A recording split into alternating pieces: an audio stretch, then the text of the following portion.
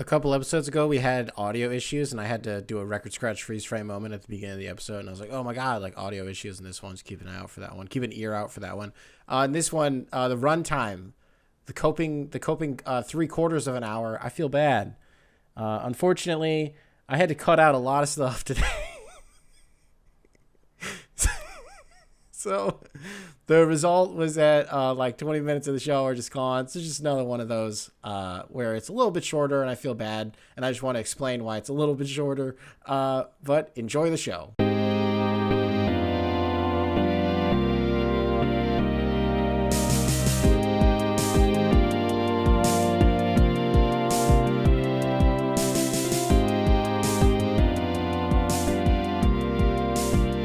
Good morning, good afternoon, whatever time of day it is that you are listening, folks. Thank you very, very much for listening. Today is the 27th of March, year of our Lord 2025. Welcome to yet another edition of the Coping Hour, hosted by Nicholas Hinkle, a.k.a.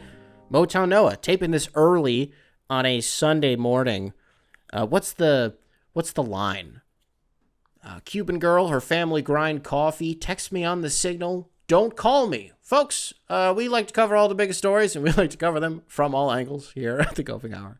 And I don't know what a bigger story would be than high-ranking officials in America's security apparatus getting caught on signal talking about bombing Yemen because they accidentally added a journalist from The Atlantic into the group chat on Signal. Signal kind of having a moment. Signal kind of been put on the back burner after, what do you want to say, 2020? I think all the riots after the George Floyd thing happened. Signal was a big, for like left-leaning sort of underground resistance groups, sort of became like a go-to communications app. It's encrypted. It's like Telegram. It's like, isn't WhatsApp also encrypted? It's like that, right? People use Signal. There's a lot of communication out there about like, it's crazy that these I don't want to say world leaders, but like members of a military and like a United States government are using Signal to communicate. I mean, the FBI months ago was like, oh, this is a target of like Russian hackers. It's Signal. Don't use Signal. It doesn't surprise me that much. I mean, I think it's the European Union that is like developing an encrypted messaging app that only their governments can use. And Giorgia Meloni in Italy was like, no, we want to talk to Elon about Starlink and we want to develop an encrypted messaging app with them. And it was the EU, I think, that was like, no, don't do that. It's something about the contracts and like the length of the contracts. But Giorgia Meloni was like, nah, I'd rather be friends with Elon. And I think they ended up doing something like that. So it just doesn't seem that crazy to me that they were using Signal. I don't know. It's not like they're going to use fucking Slack. You know what I mean? Is that what you would rather have used? You'd rather get a message on Slack that Pete Hegseth being like, we got him, boys, like with like a fist bump emoji and an explosion emoji and an American flag emoji and like a winky face, like tongue sticking out emoji, like we fucking just bombed a bunch of women and children in Yemen. Like, hell yeah, boys. JD Vance sends back like an American eagle and a clapping emoji. and you're literally straight up, you're just a journalist at The Atlantic. That's all that this is. And you're like, what is this? Is Ashton Kutcher in here too? Is he about to fucking pop out? We got you cyberpunked. Or, punked? Is that what that show was? Punked? That doesn't sound right. Punked? Did Ashton Kutcher host Punked? I don't think that's what it was. That used to do a cyberpunk joke. Stop it. Stop doing this. But no, what was it? Was it hours later? Was it like a day or two later? The United States conducts an airstrike in Yemen, and this reporter's like, holy shit, all of that was real. And so I'm blowing the whistle on this whole thing. Here's the one thing. I don't know if this is me being like conspiracy brain. I don't know what I'm about to say. I don't know what it is. But this was like one of the first things that came to my mind. I don't know if this has been answered yet, and maybe I have just missed it. So if it has not come across my desk yet, I will amend this take if I see otherwise. But like, so who accidentally added him? Do we know that yet? Because like, I'm not otherwise convinced that somebody did this on purpose. Like from within the little circle that was there, like Tulsi Gabbard. I don't know, maybe it was Tulsi Gabbard. Have you seen all the questioning that's been happening with them? Dude, they're trying to do like parallel construction in real time. Like, You talk about trying to construct a narrative in real time. That's what they're trying to do, but they instead, Tulsi Gabbard just being like, I don't recall. Doug, you can kind of get away with that if this happened 10 years ago. Bitch, this happened 10 hours ago. For real. We found out about this last night, and this morning we're asking you questions about it. You're like, I don't recall. Bitch, this was yesterday. For real. What are you talking about? It's like they have no idea what to do because holy shit, this is bad. War plans seems a little sensationalist to me. I don't mean to be nitpicky. I'm not trying to be nitpicky. Maybe that's the right communication. Maybe that's the best way to hammer this home, to effectively communicate the severity of what a security breach. Is that what you want to call this? OPSEC is secure in this channel. There's a journalist in here, for real. Check again. Pete, check the group chat. For real, there's a journalist in here. It's like the fucking Jubilee videos. Odd Man Out. It's oh, here are 6 members of the security apparatus of the military operations in the United States, but one of them is actually a journalist, and they have to compete for a prize of $10,000. And immediately, they don't even ask any questions. They're all like, I think we're all good for real. We voted. We're good. I think we're all working for the government for real. And then the guy's like, I'm a journalist for fucking real. How funny is that? How funny is that this happened? I don't know if I don't want to say is the way that it's being framed that it happened is the way that it happened. I think that it is, honestly. It seems like something that would happen. Very funny that we're only 3 months into this presidency. And wow, this is already happening. Very, very funny. I guess it's just surprising to me that they were using Signal. Because I just think about, I don't know, they're pretty good friends with Israel. And I figured, the IDF, Mossad at this point doesn't have their own. I'm sure China has their own app for this kind of shit. You know what I mean? And it's super closed. No, only we have this for real. But if the United States hadn't developed that, we couldn't get it from Israel or something like that. That just seems weird to me. Signal, really. Signal. Kind of having a moment. I'd love to. Whenever something kind of comes back around, you always see somebody post r/data is beautiful or some bullshit like that, right? Complex Magazine posts a highlight carousel of this on Instagram.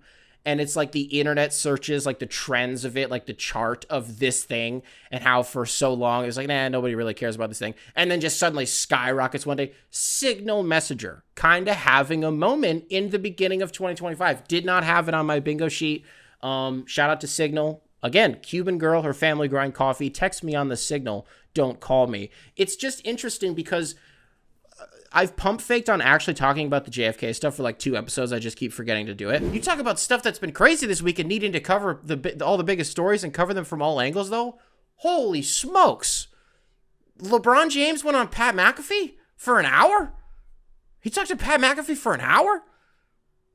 It was legitimately maybe the most candid LeBron has ever been.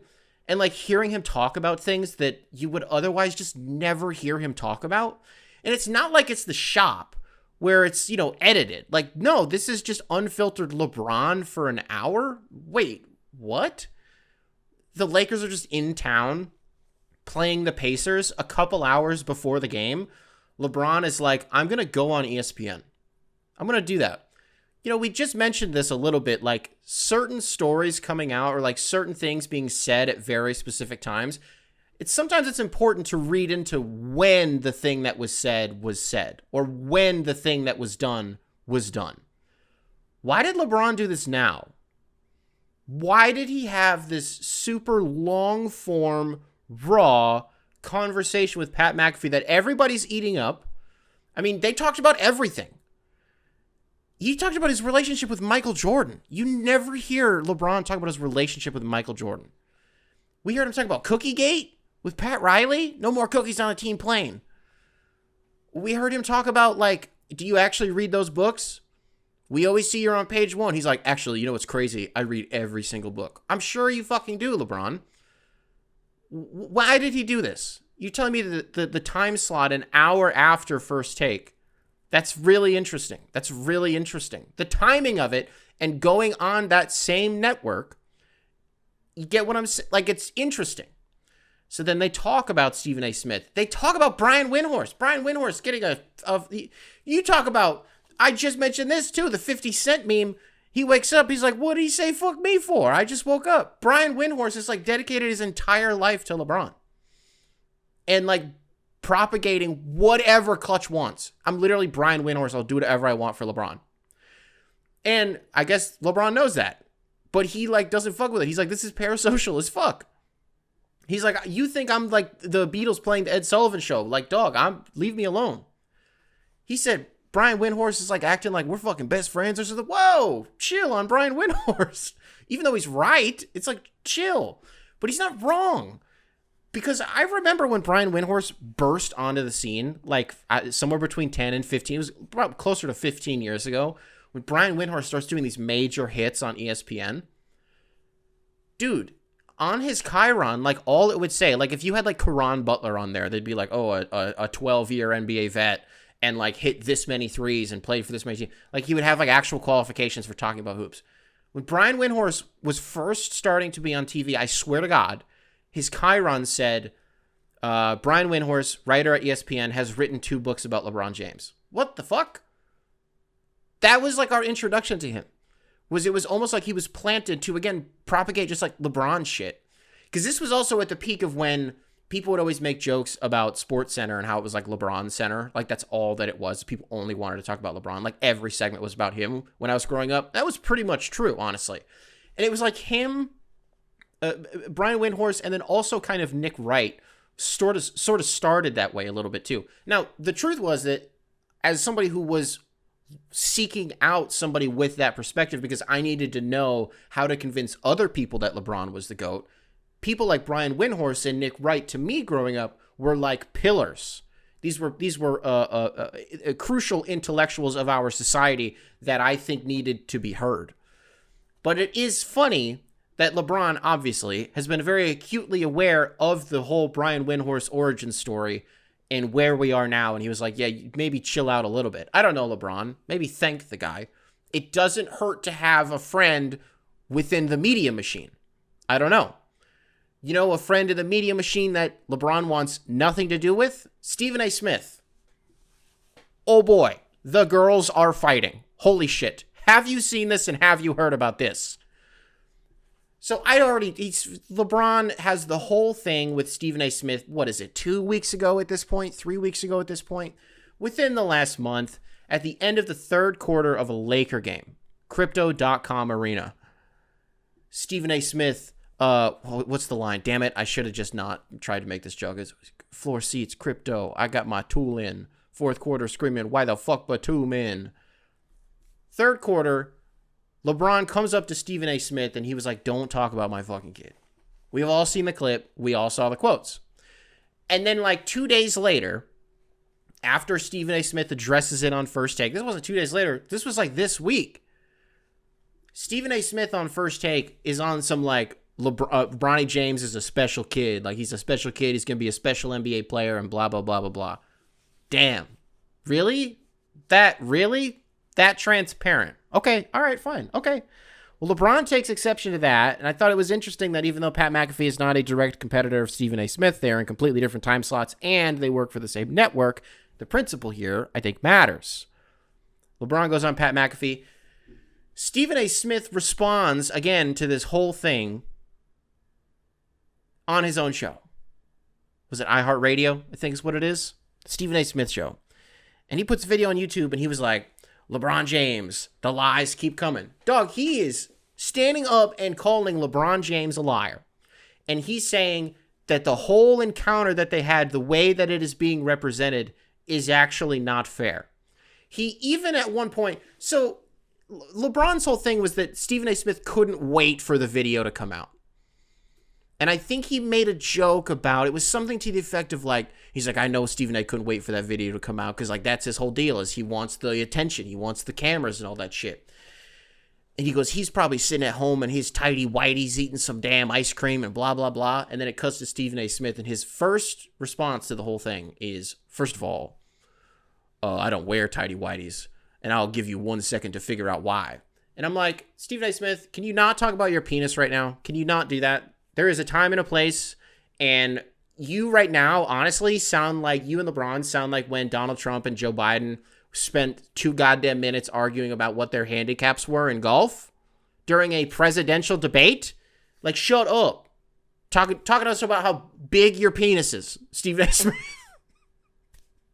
Okay, glad we got that out of the way. This assassination, this maligning of my character being done by LeBron James. The one thing that will not stand, first and foremost, LeBron James, I could not possibly wear tighty whities. I do not have a small penis. First of all, let's get that out of the way. Let's get that straight.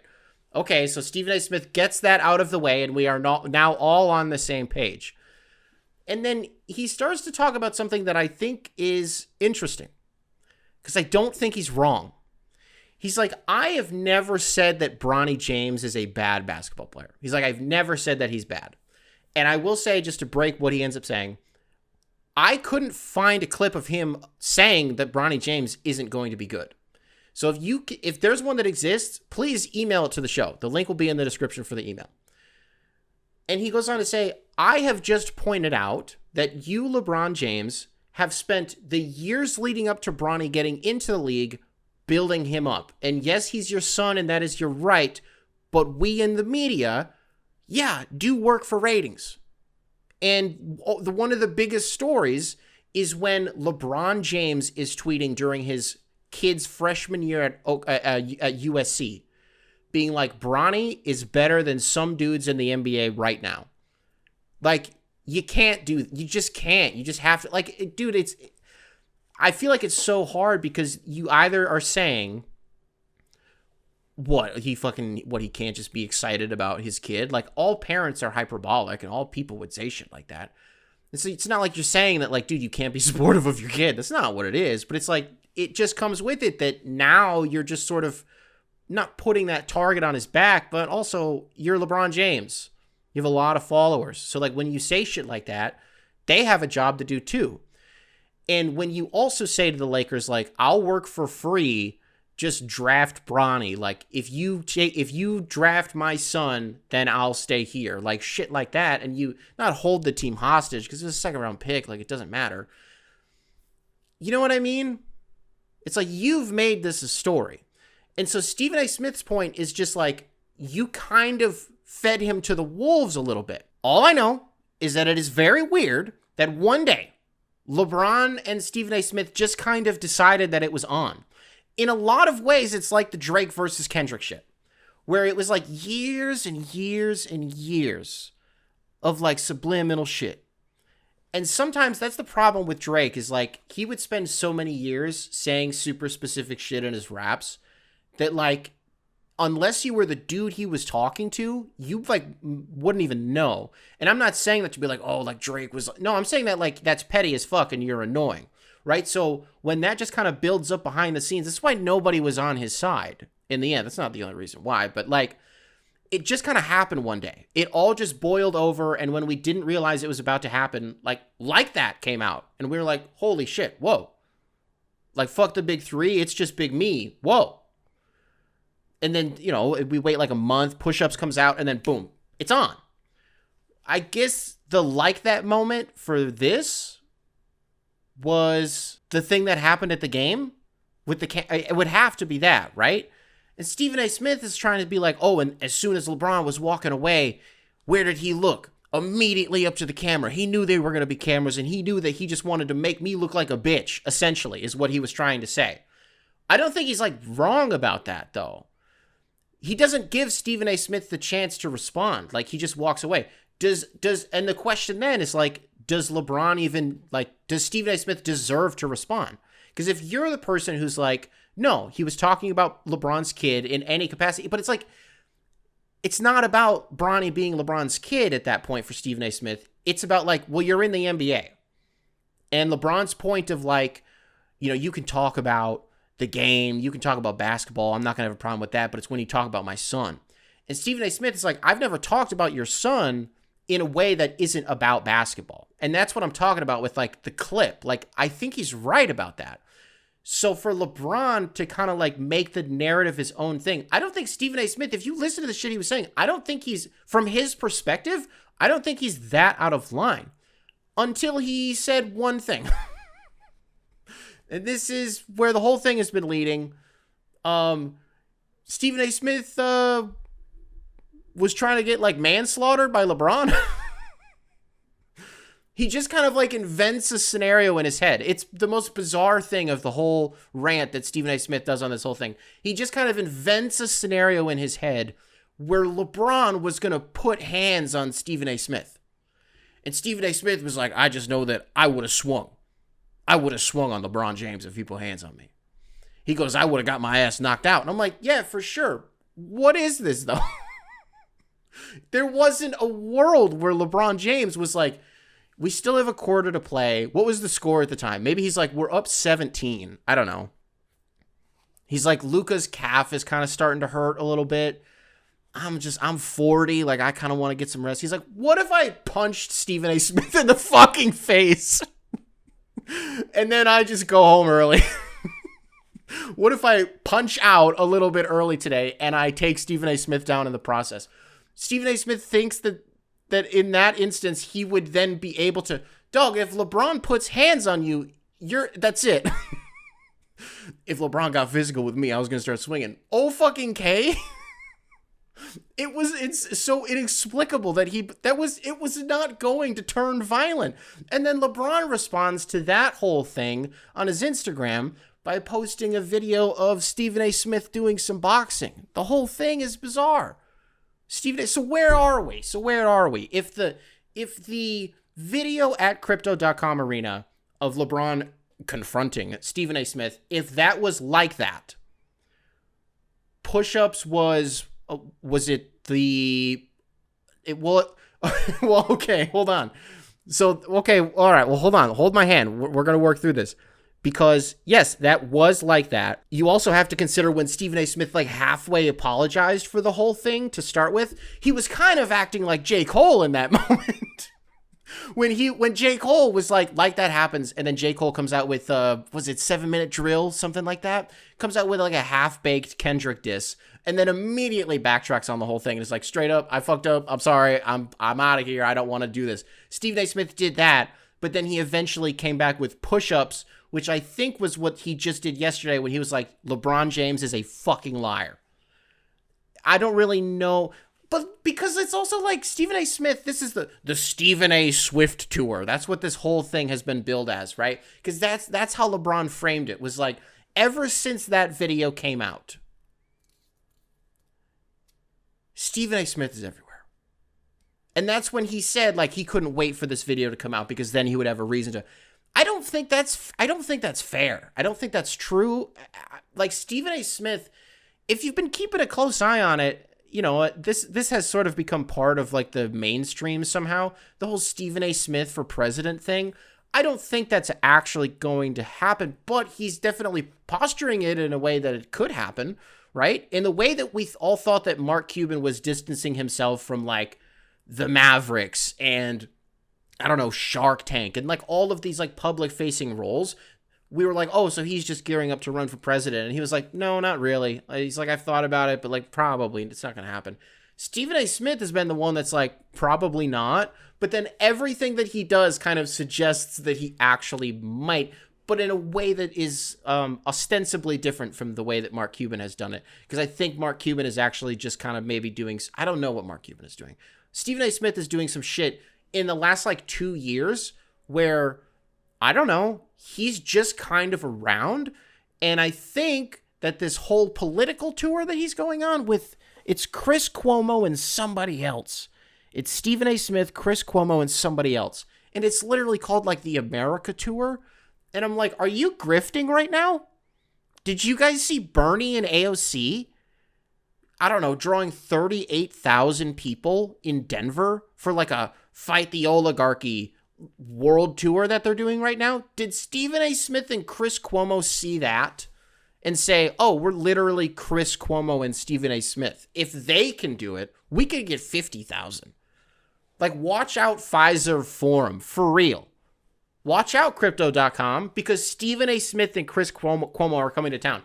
Is that because there was a video of LeBron confronting Stephen A. Smith? I don't think so. I think Stephen A. Smith just really likes getting these motherfucking takes off. I think that's all that it is. I think I don't think wanting all of the attention and like wanting to like make good television, like I don't think that's a bad thing. I don't think that that's like, maybe it is when that guy becomes president. I can't think of any examples off of the top of my head. I can't think of anybody who maybe fits that description and why they wouldn't make a good president when the focus is like, let's make good television. Stephen A. Smith making good television as the president of the United States of America. Stephen A. Smith acting as the fucking network executive of the United States of America behind the fucking Resolute desk in the Oval Office. I can't even imagine it is unknowable what that means. It's such a funny premise that I can't even fucking think of a joke for it. Stephen A. Smith as the president, because like when it's Trump, it's a lot like America has become a lot like The Apprentice in the way that I don't want to do this fucking analogy. And I think I've talked myself out. I am exhausted talking about Stephen A. Smith and LeBron because at the end of the day, you know what? I don't want to downplay it. I do not want to say who cares. I don't want to say who cares because this is interesting. Because it's one thing when you see athletes and maybe it's like a local media guy that they just don't get along with. Like whatever it is, like little beefs like this happen and they're funny when they do, right? But the number one like media titan in sports, period, Stephen A. Smith versus the number one, player maybe in the world, like the most, like one of the more recognizable players in any sport in the world. That's interesting. What does that look like? Because we're talking about two dudes who are really, really good at controlling narratives.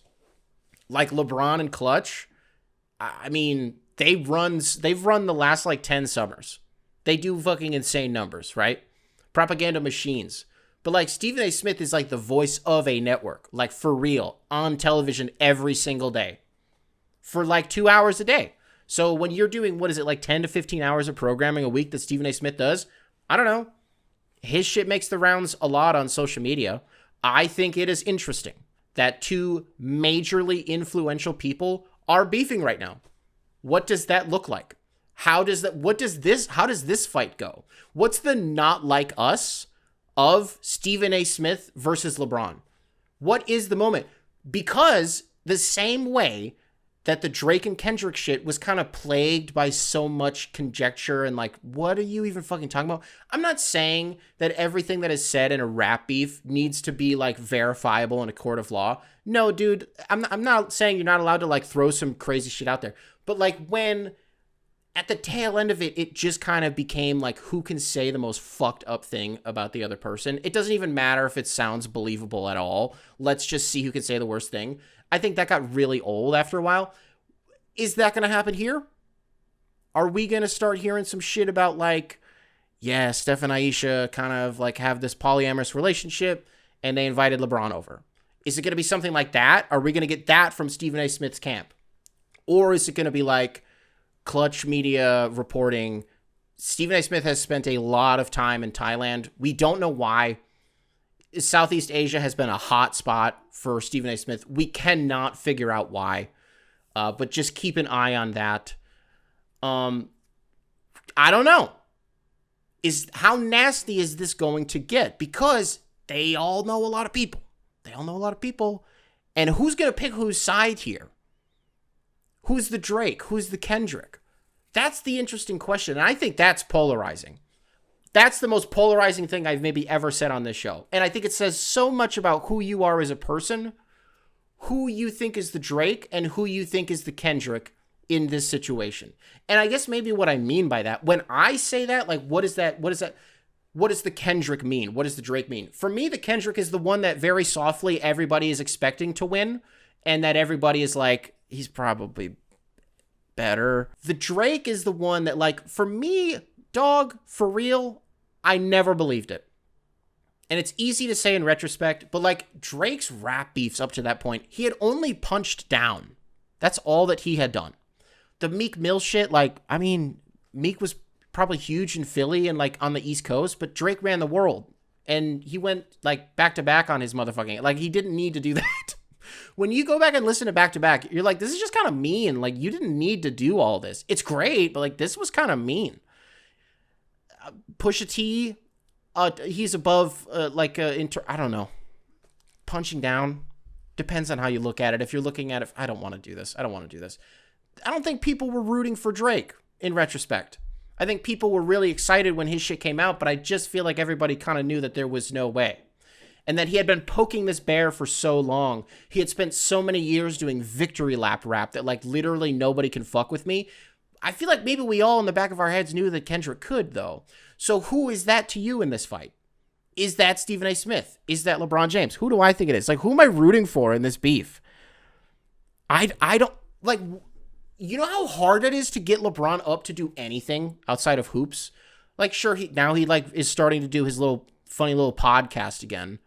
I didn't realize that my culture was your fucking hobby, LeBron James.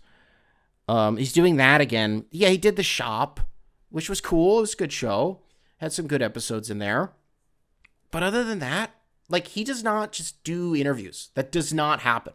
LeBron does not sit down for an hour with somebody. And so for him to feel some type of way to such a degree that he got up and went to the Pat McAfee show? What?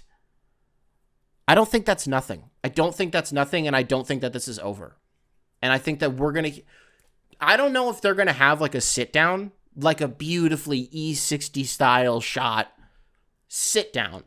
Maybe they speak at length for 45 minutes. No editing. Because that's Stephen A. Smith's thing. He was like, I wanted to do The Shop with like Maverick Carter. They call me. And I was like, I'll do it, but you cannot edit. You cannot edit the show. And they're like, obviously we have to edit the fucking show. Stephen A. Smith was like, I'm not going to do it. This has been happening for a long time. And we've just it's just nice for them to both explicitly say it. I don't fuck with you. And that's okay, but I really, really don't fuck with you. They finally both just admitted it. I think that's interesting.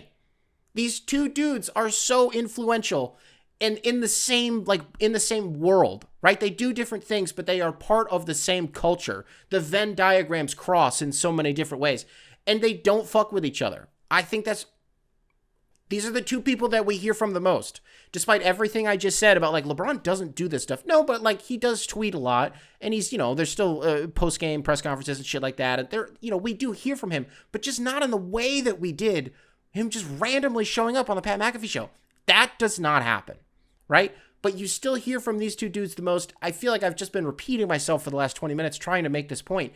It's just interesting, and I'm excited to see how it unfolds. copinghoursubs@gmail.com, spelled phonetically. Email available in the description wherever it is that you listen to this program. A brief little funny update here from Drew. Drew, welcome back to the show. Actually got 2 emails about this. For those of you who remember the Coping Hour Fantasy Basketball League that some of you guys started, I wasn't a part of it. I really don't know that much about it. But we did get a funny email at the beginning of the season where all of the team names in the league were like Coping Hour isms. I don't remember literally any of them.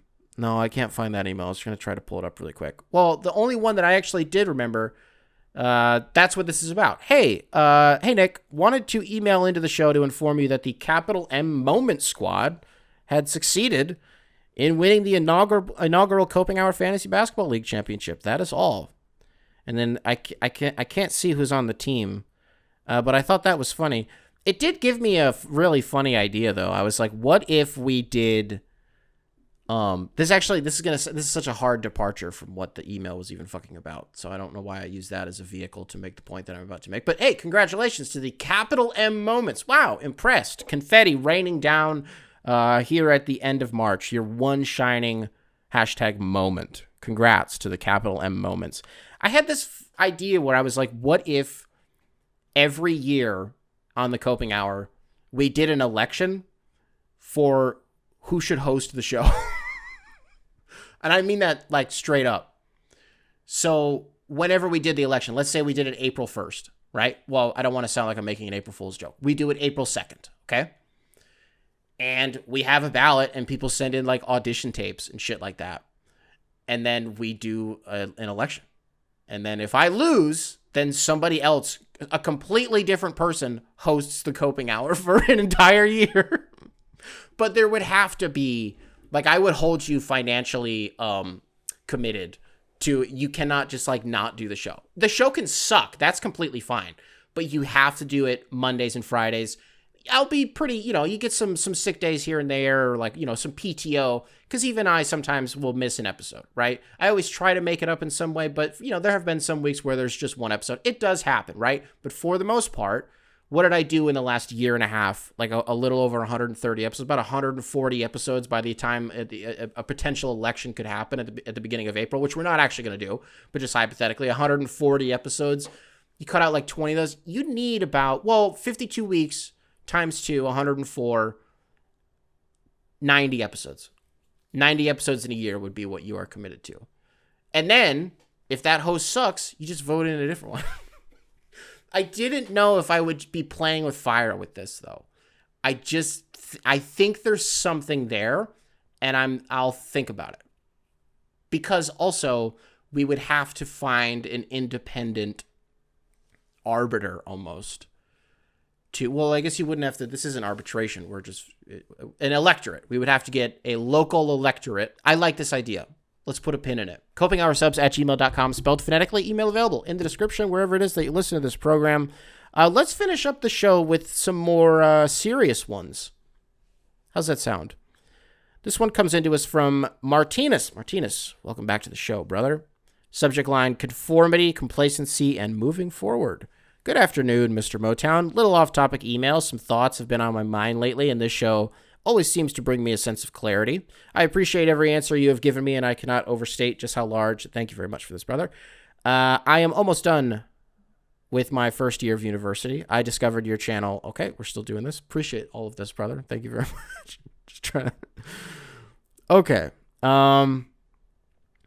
Now that I am nearly complete with my first year of university, the next 6 months of my life will be dedicated to, quote-unquote, eating shit, as you call it, and mindlessly working at menial minimum wage positions to pay my tuition. However, I feel like I have reached a monotone period in my life. The last 2 years of high school drove me insane. I had already accepted that I would be pursuing post-secondary, and I was essentially just waiting for high school to end. I felt complacent and wanted to move on. 1 year into university, and I have the same feeling. I guess my question is this. How do you quiet that feeling of complacency? In my heart, I know that I am following the right path, and I always feel like I am not doing enough. I have joined clubs, published articles, and reviewed papers, but there is some overarching feeling of more I cannot relinquish.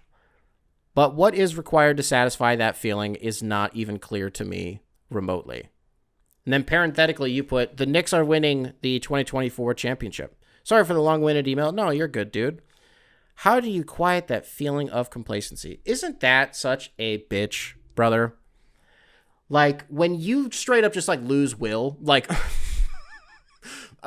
sometimes when I go through these stretches, I've had them last 3 days.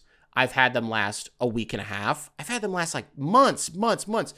I think very softly there's been like a blanketed my whole life, but you know what I mean? In between you have like these bursts of like, no, okay, I am going to do this thing. But then there are those moments when you're like, eventually I'll start to feel fine again. And then it just kind of never happens.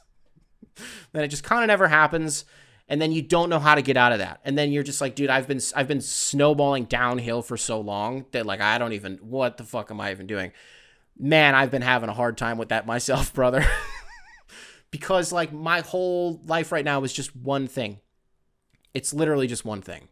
And even though it is a very fulfilling thing, and it is the most important thing in my life, and it is, like, it doesn't mean that only doing one thing and that being my entire identity isn't like a, damn, I kind of wish I was, like, I love being a dad, but it's just hard when this is like this is my whole deal. But in your case, you talk about the quote unquote eating shit phase of your life. That complacency is that's a whole different beast, right? And it's not a nice way to refer to it as. And in retrospect, whenever we were doing, for those of you who maybe don't know, about a year ago, we were doing a series of emails called Friday Feels. And a lot of what the emails boiled down to was like, hey, I'm like 21, or I'm like freshly out of high school or something like that, and I kind of don't know if I want to go to college or like, whatever it is, and it's expensive, but I kind of just rather like chill for a little bit and like figure out what I want to do. And my advice was always the same, where it's like, yeah, we are forced to make very major life decisions, like immediately. Like before you know anything about anything, you're just forced into like, hey, you're about to spend a shit ton of money, and this is the thing that you're going to do for the rest of your, okay, this is what I'm gonna do. And so what I would always say is like, yeah, man, just like spend a few years just kind of figuring it out. And a lot of that's gonna suck, and you're gonna eat a lot of shit. But like, even in the process of working at you're working in a restaurant, you're working in retail or whatever it is, you're working on a fucking assembly line, or maybe you're a gardener, or not a gardener, but like a landscaper, whatever it is, right? Even while you're doing that, there's always an end goal. I mean, that's sort of what you got to do, right? Is you have to, like, if you're going to go through that phase where you're just eating shit for a few years until you have enough to do this thing. Like there just has to be an objective, because once you start to do it and you're just kind of doing it and just kind of going with the flow, yeah, that's when, like, speaking from experience, once you get complacent with that life, that's what the real problem is. So in some way, it's good that you feel some like, I can't fucking do this anymore, right? Because there has to be something that you want to move on to. And that's kind of the way, I don't know, that's the way that I always got through it. I don't know if I've ever told this story before, but it was the anniversary of it just the other day. About 8 years ago, I used to walk to my work at Hot Topic, and in order to get there, I had to cross a freeway overpass, right? So I was at about a quarter of my walk was on the freeway, and at one point have to cross a freeway overpass, right? Very scary to do that, but hey, had to go to work, right? Talk about uphill both ways. So when it's -10 outside and it's a blizzard, my ass was walking, right? When it's deer season and there's a deer carcass on the side of the road, on the overpass, on the shoulder of the road where I'm walking, I have to step over it every single fucking day because it never got picked up. So the entire decomposition process I was present for with this deer. I had to walk over it every single day for months. When I was doing that shit, there was a day I was on the overpass, and the worst thing that could happen, as you can imagine, was going over the overpass when a semi is going by, especially when it's coming at you and it's going, feet. It's the scariest shit in the world, and I would always try to sprint to get off when it happened, right? I swear to God, I opened that day, so it's like 7:45 in the morning. I'm walking to work, I'm going over the overpass, a semi is crossing, I'm like, fuck. As it passes me, I get pelted. And I panic. I thought I was dead. Like, for real, a semi passed me and something hit me. I was like, I'm dead as fuck. I look down. It was cake. The guy threw a cake at me. I was walking to work. It was not even 8 o'clock in the morning. There was fresh dew on the ground. The birds were straight up chirping for real. And a semi-truck, 16-wheeler, guy from his fucking cab, Lee Harvey Oswald's me with a piece of cake. It was the most humiliating thing that has ever happened to me. Because I just had to, there was a McDonald's right by where I worked. I would always stop in there for like hash browns. Every morning when I opened, I would walk to McDonald's first and then go to work. I was so embarrassed I didn't go to McDonald's. I had cake all over me. It was everywhere. And so I just had to go to work, and I think I may have straight up stole a shirt from Hot Topic that day because I could not wear my clothes. They were covered in cake. I could not wear my clothes. I smelled like chocolate for real. I couldn't wear them. It was humiliating. I think I stole a shirt, maybe an Avenged Sevenfold shirt, and I was like, fuck yeah, I'm metal as fuck today. But I just have cake on my clothes for real in the back. That's why I'm not wearing them. My manager comes in later that day. Why the fuck is there cake on those clothes? I was like, I had a terrible morning.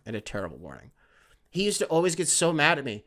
You know how much of a burden it is to be like a manager at a store? When you don't have a car, you just straight up, for real, I don't drive. I don't have a license. What up? I'm 21 years old. I don't have my license. What's up? And so if some of you've worked like management and retail before, when you have to take your store's bank deposit to the bank, have you ever had to do that before? And so ours was pretty close by, But like, I would go into work and then other managers would come in later and they would get so fucking mad at me because they were like, why didn't you take the deposit? I was like, dog, I don't have a car. And so then they would get mad. I'm like, why are you even fucking mad about this? You get to leave work for 20 minutes. Congrats. You just came in and now you get to leave for like 20 or 30 more minutes to go to the fucking bank. Like, what's your problem? But then I had one manager who loved when I did that because I would watch him sit in his car and smoke like 3 cigarettes before he would even go to the bank. This guy was like 50 years old. He even one time was telling me, he was like, I fucking love fentanyl. I fucking love fentanyl. And then there was one time, I think this is kind of gross. I can't tell the story. It's about him drinking blood. I can't. It's fucking the grossest shit in the world. The worst part about him was he was a really nice guy. He was just too wild, man. He was just too seen. You know what I mean? Like, he was Hot Topic. He was like too Hot Topic core for me. I couldn't do it, right? I don't know. It was just not my life. copinghoursubs@gmail.com, spelled phonetically, email available in the description, wherever it is that you listen to this program. We were going to end with a more serious one. The timing of this is very funny. Joseph under the wire. Joseph, welcome to the show. Subject line, fuck Stephen Anthony Smith. Hey, Nick, fuck Stephen Anthony Smith. You said basketball take. Florida Gators are taking it all the way. What the hell even is a Maryland Terrapin? It's a turtle. It's a tortoise, maybe? What kind of dog is this? That's a tortoise. Is it a cat in a hat? No, that's a tortoise in a shell. Yes. I believe it's a tortoise. Well, the reason I'm bringing this email up is because, we have our first constituent picking sides. He didn't even know that he did it. I said, whose side are people going to pick? LeBron. We have one for Team LeBron. And it was Joseph. I just think it's interesting. And I hope that this wasn't the last of it. You're telling me, wait, First Take would be on like right now. Oh, I'm taping this during First Take. Wait, so by the time you're listening to this, something else may have happened. Did Stephen A. Smith call LeBron a pedophile on First Take today? And I'm missing it? Is it happening right now? Is Stephen A. Smith talking about his penis again? But on First Take next to Molly? Again? Shit, I'm missing it. I gotta go. Folks, I'll see you on Monday. I'll see you on Monday. If you're listening to this on Spotify, I don't have a question for you guys. Well, pick a side. Are you Team LeBron or are you Team Stephen A. Smith? Are you Team A. Smith? Is that something? I'm Team A. Smith. No, just say the whole thing. I'm Team Stephen A. Apple Podcasts. What's up?